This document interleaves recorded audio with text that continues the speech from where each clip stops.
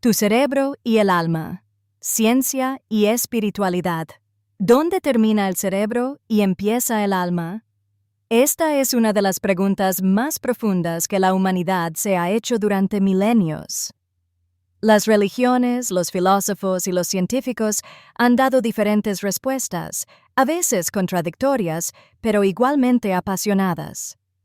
Hoy intentaremos explorar este territorio entre la biología y el misterio, entre la ciencia y la espiritualidad, para entender cómo un órgano hecho de materia, el cerebro, puede dar origen a algo tan intangible como la mente, la conciencia y la noción del alma.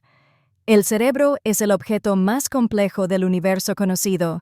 En su interior, unos 86,000 millones de neuronas forman una red que produce pensamientos, emociones, recuerdos y sensaciones. Cada una de estas células se comunica con miles de otras a través de impulsos eléctricos y químicos, generando una sinfonía dinámica que nunca se detiene. Sin embargo, por más que avancemos en las neurociencias, aún no comprendemos del todo cómo esta actividad neuronal da lugar a la experiencia subjetiva, a eso que llamamos el yo. Durante siglos, el alma fue la explicación intuitiva. El alma era lo que hacía a una persona ser quien es, su esencia inmortal. Cuando moría el cuerpo, el alma, según casi todas las tradiciones religiosas, continuaba.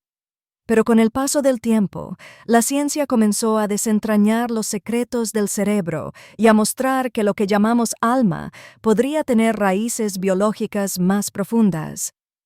Cuando imaginamos, soñamos o sentimos alegría, el cerebro produce patrones eléctricos específicos. Estudios de neuroimagen han revelado que la actividad en ciertas regiones, como la corteza prefrontal y el sistema límbico, se relaciona con los estados de conciencia y los sentimientos de trascendencia. Algunas investigaciones, como las de Andrew Newberg, han demostrado que durante la meditación profunda o las experiencias espirituales intensas, se reduce la actividad del lóbulo parietal, la zona que nos da la sensación de separación entre yo y el mundo. En otras palabras, cuando esa región se silencia, sentimos unidad con todo lo que nos rodea. Esto plantea una pregunta fascinante. ¿La espiritualidad es una invención del cerebro o el cerebro es una puerta hacia lo trascendente? La neurociencia no dice que lo espiritual sea una ilusión, simplemente muestra cómo se manifiesta en el cerebro.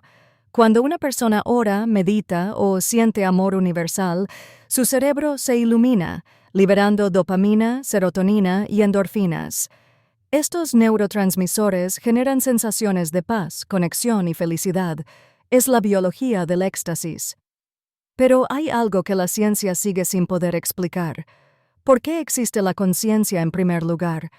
Sabemos que el cerebro procesa información, pero ¿cómo unos impulsos eléctricos se convierten en experiencias internas, en colores, sonidos, pensamientos y emociones? Este es el llamado problema difícil de la conciencia. Filósofos como David Chalmers sostienen que podría haber algo más allá de la física, una especie de principio fundamental de la realidad aún desconocido. Algunos neurocientíficos, como Giulio Tononi, proponen la teoría de la información integrada. La conciencia surge cuando la información se une de una manera particular dentro del cerebro. Según este modelo, no es solo la cantidad de neuronas lo que importa, sino cómo están conectadas y cómo comparten información. Cuanto más unificado es el procesamiento, más intensa es la experiencia consciente. Otros, como Roger Penrose, sugieren que la conciencia podría ser un fenómeno cuántico, ligado a las partículas dentro de las neuronas. Si esto fuera cierto, la conciencia, y tal vez lo que llamamos alma, podría estar entrelazada con las leyes más profundas del universo.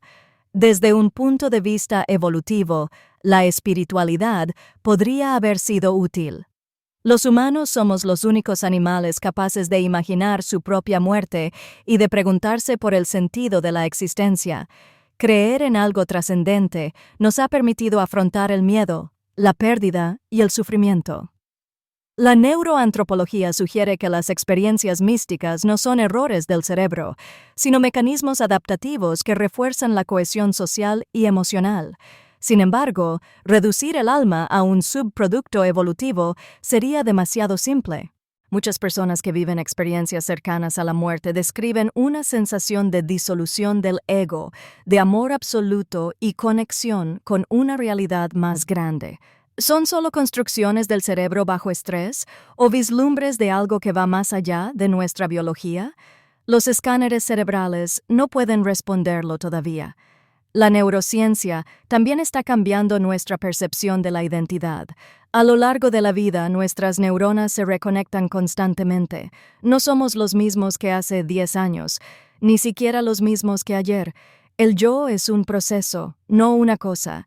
Y si el alma es algo constante, tal vez viva no en las conexiones, sino en la continuidad de nuestra experiencia, en el flujo que permanece cuando todo cambia. Desde la espiritualidad, el alma es el centro de la conciencia, no el cerebro, sino aquello que lo observa trabajar. Las tradiciones orientales hablan del testigo silencioso, el observador detrás de los pensamientos. Las experiencias de meditación profunda permiten a las personas reconocer ese espacio interno más allá de la mente discursiva. Tal vez el alma sea ese punto de percepción sin forma, esa chispa que no se puede medir ni localizar, pero que todos sentimos. En este cruce de caminos, uno puede ver cómo ciencia y espiritualidad no se contradicen, sino que ofrecen diferentes niveles de comprensión. La ciencia nos muestra el mecanismo, sinapsis, moléculas, impulsos. La espiritualidad nos muestra el significado, amor, propósito, compasión. El cerebro y el alma pueden ser dos lenguajes para hablar de lo mismo. Lo más fascinante es que la frontera entre ambos se vuelve cada vez más delgada. Los monjes budistas que practican meditación por décadas muestran patrones cerebrales de calma y empatía que la ciencia apenas empieza a entender. Sus cerebros no buscan escapar del cuerpo, sino integrarlo. En ese estado, la dualidad desaparece. El científico y el místico observan el mismo fenómeno desde lados distintos de la ventana.